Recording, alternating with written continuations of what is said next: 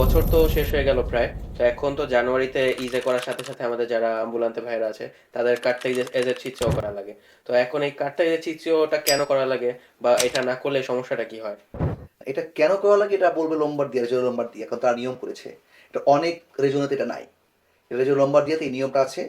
রেজো লম্বার্দিয়ার আন্ডারে যতগুলো প্রভিncia আছে, ওদিকে ধরো মান্তোবা, এদিকে কোমো, ঠিক রাইট, ওদিকে বেরগামো বলো, এরকম যতগুলো 17টার মতো মনে আছে মেইবি, না 13টা আমার খেয়াল নেই।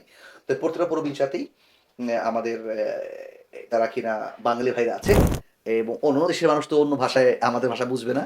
এবং যারা আমবুলান্তে, যেমন লাইক টিপো বি, যারা কিনা ঘুরে ঘুরে ঘুরে ঘুরে করে, এবং টিপো আ, যারা কিনা ফিসো পোস্ত দিয়ে করে, প্রত্যেককেই কার্তা দিয়ে যে চিত্র করতে হয়, এবং এটা বাৎসরিকভাবেই করতে হবে।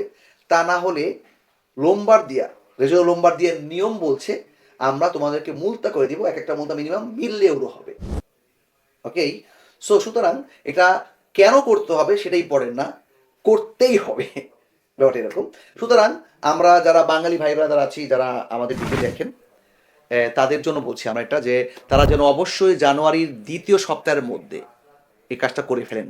দ্বিতীয় সপ্তাহ কেন বলছি, কারণ প্রথম সপ্তাহ ছুটি ছাটার কারণে কন্ট্রোল শুরু হয় না, এই জন্যই বলছি। তো উইদিন 10 তারিখের মধ্যে আমরা প্রত্যেকটা বাঙালি ভাইকেই বলবো তারা যেন এই বছরের 26-এর জন্য আত্মস্তাত সেটা করে ফেলেন। তা না হলে প্রত্যেকেই ওই 1,000 টাকার যে ঝামেলাটায় পড়ে যাবেন। তো আমাদের যারা ভাই আছেন, যারা আমাদের কাছে আসেন, তাদেরকে আমরা আহ্বান করবো তারা যেন অবশ্যই আমাদের সাথে যোগাযোগ করেন, রাইট, এবং যোগাযোগ করে এই সঠিক সময়ের মধ্যে কাজটা করে নিতে পারেন, আশা করছি। ধন্যবাদ।